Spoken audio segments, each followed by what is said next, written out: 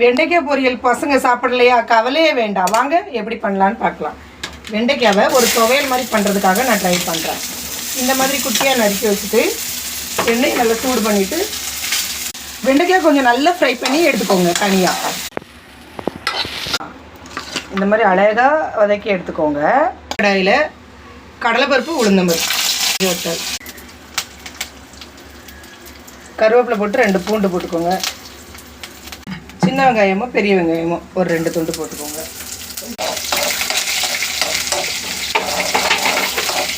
அந்த மாதிரி கொஞ்சம் புளி போட்டுக்கோங்க. அப்புறம் அதே நம்ம வச்சுருக்க வெண்டைக்காவை அதில் எடுத்து ஏற்கனவே ஃப்ரை பண்ணி வச்சுருக்கதை கொட்டிக்கோங்க.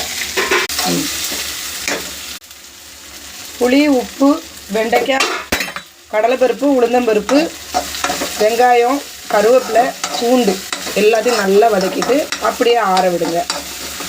இதை நம்ம அப்படியே அரைச்சி தாளிச்சுக்கலாம். அவ்வளோதான். இந்த வதக்குனதை எடுத்து அப்படியே மிக்ஸி ஜாருக்கு மாற்றிக்கோங்க. இது வந்து குக் வித் கோமாளியில் சீசன் 3ல் வந்து கிரேஸக்கா பண்ணாங்க. தாமு சார் வந்து டாப் லாஞ்சினாங்க. ஸோ அதை நான் எவ்வளோ லேட்டாக இப்போ தான் செஞ்சு பார்க்குறேன். ஸோ எப்படி இருக்குன்னு பார்க்கலாம். டேஸ்ட்டுக்கு கொஞ்சம் தேங்காய் போட்டுக்கோங்க. இது வந்து வெண்டைக்காய் சட்னி. செம்மையாக இருக்குன்னா என்னமோ நினச்சேன்.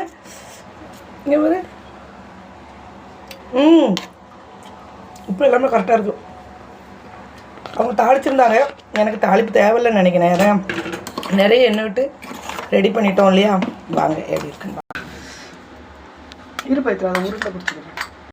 இந்த வெண்டைக்காய் துவையல் வந்து வெண்டைக்காய் வந்து பொரியல் சாப்பிடாத பசங்களுக்கு இதை சோறில் போட்டு விரைவி விட்டுங்க. சூப்பராக இருக்குது. டெஸ்ட் பண்ணி பாருங்கள். செமையாக இருக்குது. வெண்டைக்காய் நல்லா ஃப்ரை பண்ணிக்கணும். Thank you friends.